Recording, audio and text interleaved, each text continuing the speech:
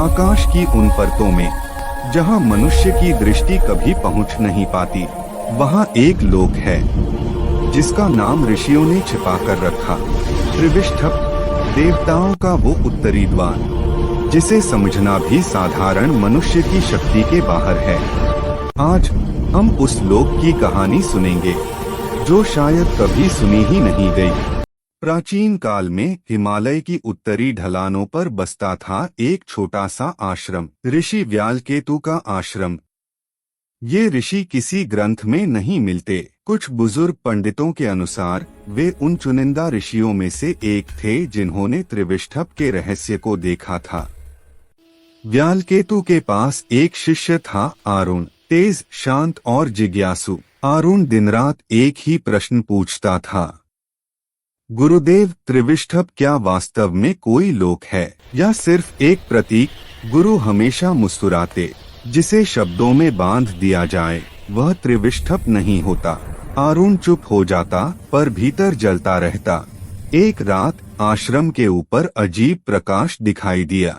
धुंधलके में आकाश नारंगी नीला होकर फटने जैसा प्रतीत हो रहा था।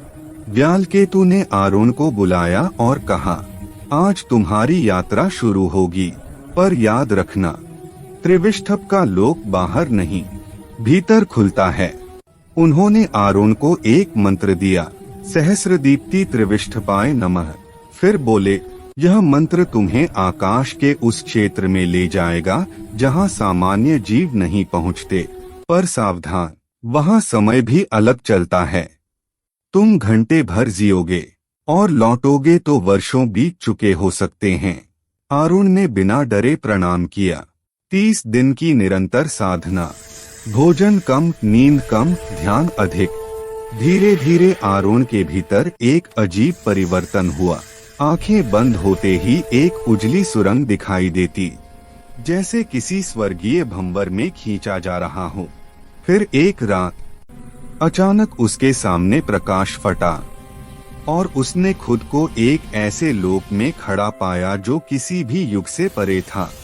त्रिविष्ठप, जहां हर वस्तु प्रकाश से बनी थी, पर वह प्रकाश चुभता भी था और सुकून भी देता था। आकाश में 3 सूर्य जैसे गोले घूम रहे थे, जिन्हें त्रिविष्ट या त्रिहस्त प्रकाश कहा जाता है। इसी से लोक का नाम त्रिविष्ठप माना जाता है। जमीन पर उसने ऊर्जा कुंडलिनियों जैसे जीव देखे, जो न मानव थे न देव। उनमें चेहरा नहीं था, पर चेतना थी। एक आवाज आई, आरुण, तुम्हारा स्वागत है। वह आवाज शरीर से नहीं, चेतना से निकल रही थी। उसके सामने 3 अत्यंत तेजस्वी प्राणी प्रकट हुए। उन्हें वेग पुरुष कहा जाता था, क्योंकि वे गति से बने थे। उनकी रचना पूरी तरह ऊर्जा और समय तरंगों से बनी थी। पहला वेग पुरुष बोला, मनुष्य का यहाँ आना दुर्लभ है। केवल वही आता है जिसका मन 3 स्तरों से ऊपर उठ जाए, भौतिक, प्राणिक और मानसिक। दूसरा बोला, त्रिविष्ठप देवलोक से ऊपर है, पर ब्रह्मलोक से बहुत नीचे। यह एक संक्रमण लोक है, जहां विचार आकार लेते हैं। आरुण ने पूछा, क्या देवता भी यहाँ आते हैं? वेग पुरुष मुस्कुराया, देवता यहाँ नहीं आते, यहाँ से उत्पन्न होते हैं। तीसरा वेग पुरुष आरुण को एक चमकते स्तंभ के पास ले गया। यह एक विशाल ध्रुव स्तंभ था, जो ब्रह्मांडीय धुरी जैसा दिखता था। वह बोला, ऋग्वेद में लिखा है, जहां सूर्य का रथ विश्राम करता है, वही त्रिविष्ठप है। क्योंकि सूर्य का रथ यहाँ अपनी पहली ऊर्जा प्राप्त करता है। इसे लोग रूपक समझते रहे, क्योंकि मनुष्य सत्य को प्रतीक के बिना सहन नहीं कर सकता। आरुण विस्मित हो गया। फिर वे उसे एक ऐसे स्थान पर ले गए जहां प्रकाश अचानक काला पड़ रहा था। वे बोले, यह त्रिविष्ठप का निषिद्ध भाग है। यहाँ वे चेतनाएं रहती हैं जो प्रकाश बनने में विफल हो गई। इन्हें छायागण कहा जाता है।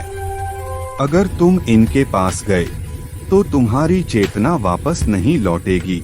छायागण की परछाइयां हवा में कांपती हुई दिख रही थीं। कोई स्वर नहीं, पर वह भय सीधी चेतना में उतर रहा था।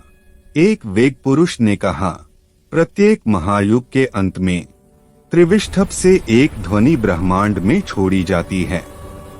यह प्रलय की शुरुआत होती है और फिर यहाँ से नई सृष्टि के विचार बीज भेजे जाते हैं। अरुण ने पूछा, क्या मनुष्य इस ध्वनि को कभी सुन सकते हैं? वे बोले, हाँ, अगर उनका मन मृत्यु से बंधा न हो। तुम सुनना चाहो तो सुन सकते हो। अरुण ने साहस किया। उसने सहमति दी। अचानक पूरा लोक गूंज उठा। एक ऐसी ध्वनि जो न सुनी जा सकती थी और न भुलाई जा सकती थी। उस ध्वनि में सृष्टि की शुरुआत और अंत दोनों थे। अरुण बेहोश हो गया। जब उसकी चेतना लौटी, वह फिर आश्रम में था। व्यालकेतु उसके सामने बैठे थे। गुरुदेव, कितना समय बीत गया। व्यालकेतु की आंखें नम थीं। अरुण, तुम एक रात गए थे, पर यहाँ 15 वर्ष बीत चुके हैं। अरुण स्तब्ध रह गया। उसकी दाढ़ी बढ़ चुकी थी। आश्रम में नए शिष्य थे। सब उसे पहचानते थे, जैसे कोई पुरानी कथा लौट आई हो। अरुण जीवन भर शांत रहा। उसने कभी किसी को यह अनुभव पूरी तरह नहीं बताया। मृत्यु के दिन उसने केवल एक पंक्ति कही, त्रिविष्ठप लोक कोई जगह नहीं। यह वह क्षण है जहां मनुष्य अपनी सीमाओं से ऊपर उठ जाता है, और वही क्षण हर युग में छुपा रहता है। इसके बाद उसने अंतिम सांस ली, और कहते हैं, उसके आसपास प्रकाश की एक धुंध उठी, जो क्षितिज की ओर चली गई, जैसे कोई लौटकर फिर अपने लोक में जा रहा हो। त्रिविष्ठप एक ऐसा लोक जिसकी कहानियां कम हैं और रहस्य ज्यादा, जहां जाने के लिए कोई रास्ता नहीं, बस साधना, चेतना और साहस चाहिए। शायद कभी आप भी उस लोक का एक संकेत महसूस करें। तब याद रखिएगा, यह कथा यहीं से शुरू होती है। रहस्यों की इस रात का अंत यहीं, पर कथा का प्रवाह अभी बाकी है।